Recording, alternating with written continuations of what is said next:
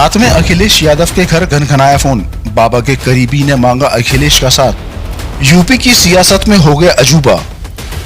उधर बाबा and company पैर छूने से झूम रही थी, इधर रजनीकांत के इशारे पर कुंडा में हो गया खेल। अखिलेश के साथ आए राजा भैया।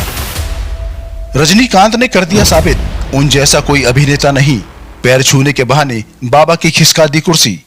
राजा भैया का ऐलान, अखिलेश की जीत पक्की।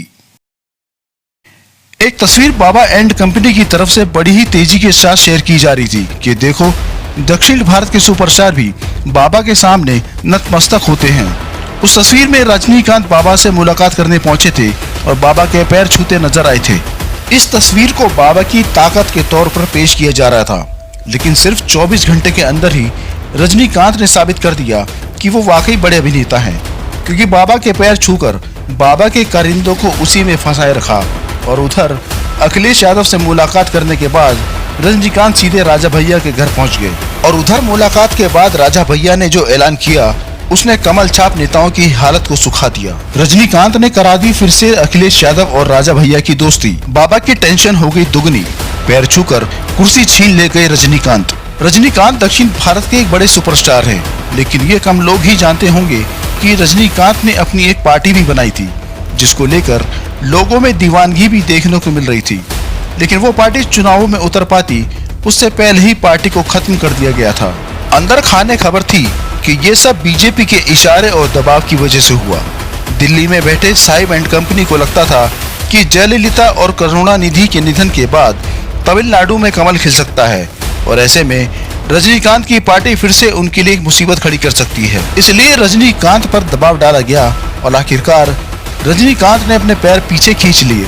लेकिन वो दर्द और जख्म को रजनीकांत भूल नहीं पाए। जब रजनीकांत अपनी नई फिल्म जेलर के प्रमोशन के लिए लखनऊ पहुंचे तो सबसे पहले बाबा से मुलाकात की और उनके पैर छुए तो बाबा के भक्त झूम उठे, बाबा की ताकत की नुमाइश करने लगे। लेकिन रजनीकांत ने इसी बीच एक बड़ा खेल कर दिया। बाबा से मुलाकात के बाद रजनीकांत अखिलेश यादव से मुलाकात करने भी पहुंचे, जहां गले मिले, घंटों तक बातचीत हुई और फिर रजनीकांत वहां से निकल गए। लेकिन रजनीकांत का जो अगला पड़ाव था, उसने बाबा की रात की नींद छीन ली और अब बाबा भी कहने को मजबूर हो गए कि वाकई रजनीकांत बड़े सुपरस्टार हैं। रजनीकांत सीधे कुंडा पहुंचे, वहां राजा भैया से मुलाकात की। इस दौरान कई मुद्दों पर बातचीत हुई। अखिलेश यादव का संदेश रजनीकांत ने राजा भैया तक पहुंचाया। इसके बाद माना जा रहा है कि राजा भैया ने भी अखिलेश यादव के लिए संदेशा भिजवा दिया है। यानी जिस दोस्ती में दरार डालकर बीजेपी सत्ता की चाशनी चख रही थी, वो दोस्ती फिर से हो गई है। ये सब रजनीकांत की वजह से हुआ। यही नहीं, इसी बहाने रजनीकांत ने बीजेपी से अपना वो बदला भी पूरा कर लिया, जिसमें उनकी बनी बनाई पार्टी को खत्म करने पर मजबूर कर दिया गया था। तमिलनाडु में रजनीकांत कुछ भी नहीं कर पाए, लेकिन पर्दे के पीछे रहकर यूपी की सियासत को सिर्फ 48 घंटे के अंदर रजनीकांत ने बुरी तरीके से हिला कर रख दिया है। क्योंकि राजा भैया की मौजूदगी का मतलब ये है कि 2012 वाला समीकरण फिर से बनकर तैयार हो चुका है।